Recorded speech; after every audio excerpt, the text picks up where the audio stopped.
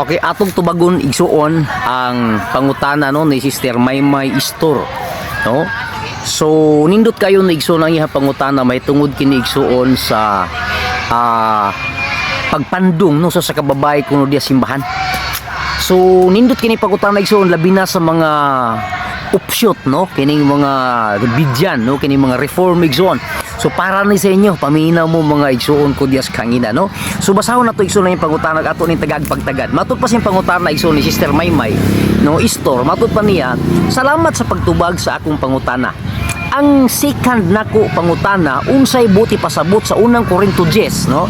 Bahin anang mga babay kinahanglan magpandong ug kung magsimba rather nakalimot lang ko sa verse basta nagisgot ana ug mga babay magpandong unya wala man lagi mo magpandong inyong mga babay sa ato pa husto ang Muslim di ay kay sila may nagpandong sa ulo. So mo ni igsuon ang iyang pangutana nga kanang ngano kuno nga sa unang Korinto 10 pero igsuon sultian ta ka Sister Maymay dili ni sa unang Korinto 10 ha makita ni siya sa unang Korinto 11 no chapter 11 no so mao ni igsuon ang imuha nga pangutana no so ngano kuno nga wala man ta musubay aning giingon sa Biblia nga dapat ang mga babae ug magsimba dapat kuno magpandong ang ulo no so dapat ang Muslim di ay mo nagka-perfect kay kung magsimba sila magpandong man sa ulo sunod pud ani kini mga Davidian no kini mga reform no magpandong sila igsuon sa ilahang ulo kung diha sila sa simbahan. So ang pangutana ngano kuno nga wala nato ni gihimo mga Seventh Day Adventist. So Sister Maymay tubag paminawa akong tubag unya apil na ni igsuon ning mga upshot no specialist mga upshot mga reform no mga Davidian no nga magkalo-kalo mo diha na igsuon sulod simbahan. Ang pangutana sakto ba ka ning inyong panabot igsuon. So karon atong basahon ang mga teksto igsuon sa Biblia para atong mapasabot kang Sister Maymay kung unsa ang gipasabot ni ining giingon sa Biblia no.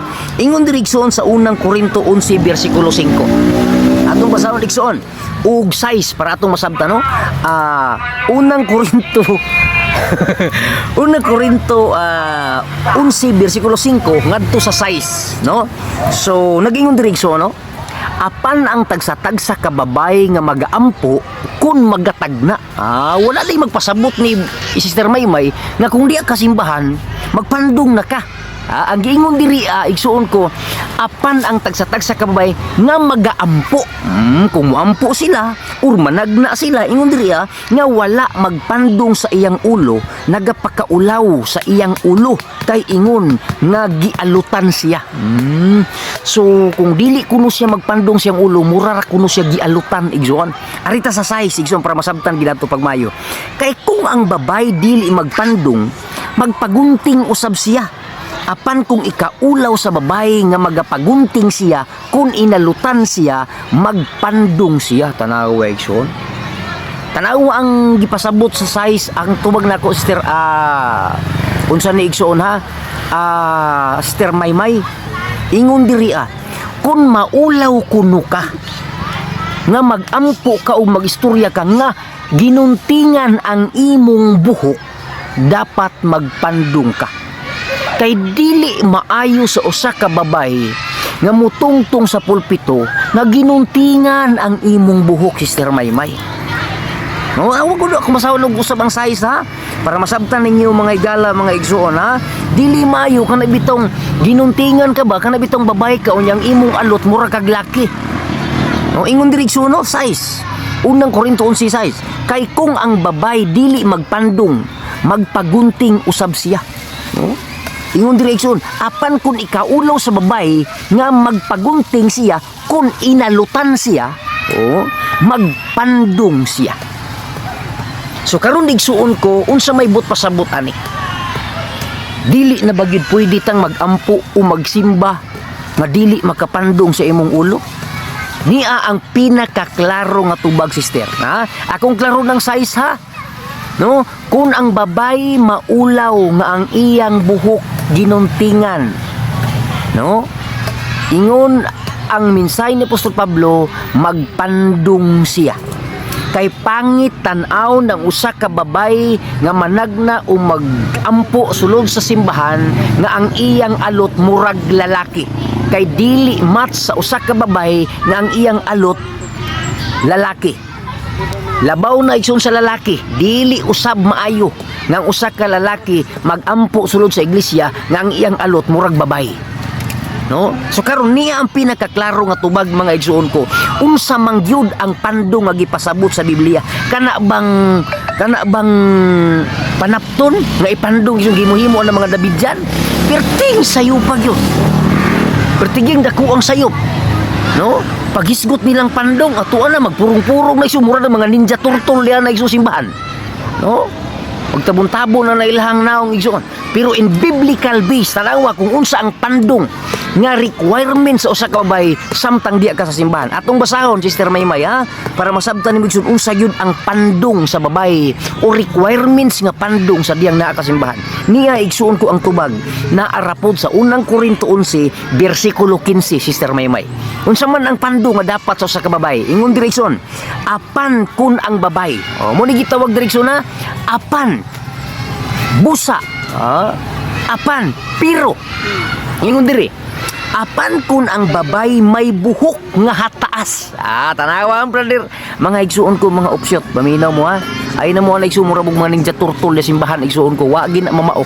No, kana bitong putol-putol nga pagka tuon sa Biblia, magkasaag-saag kita, dapat ato yung tiwason igsuon ang context. Ingon diri 15. Apan kun ang babay may buhok nga taas, kana usa ka himaya kaniya, kay ang buhok gihatag kaniya ingon nga igpapandong. Tanaw igsoon.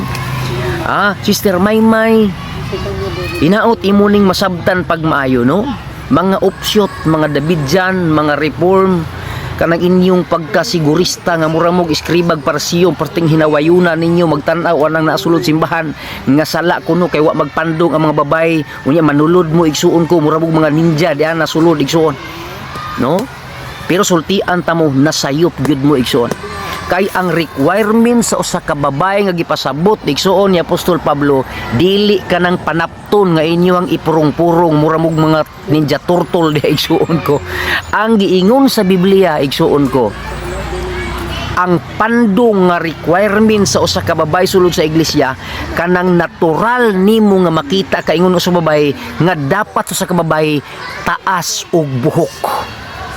Mao nang gipasabot sa Biblia igsuon ko nga dapat kung mupresentar man ka sa iglesia, kung muminsahi man ka sa iglesia, muampo ka sa iglesia, magpagamit ka sa iglesia ang iyong sa Ginoo, ingon igsoon ni Apostol Pablo, pinakanindot nimo kanang taas ang imong buhok nga makita ang imong formal nga pagkababay igsuon ko, kay kanang imong taas nga buhok mauna ang requirement sa Ginoo nimo nga mauna ang pandong sa imong pagkababay atubangan sa Dios.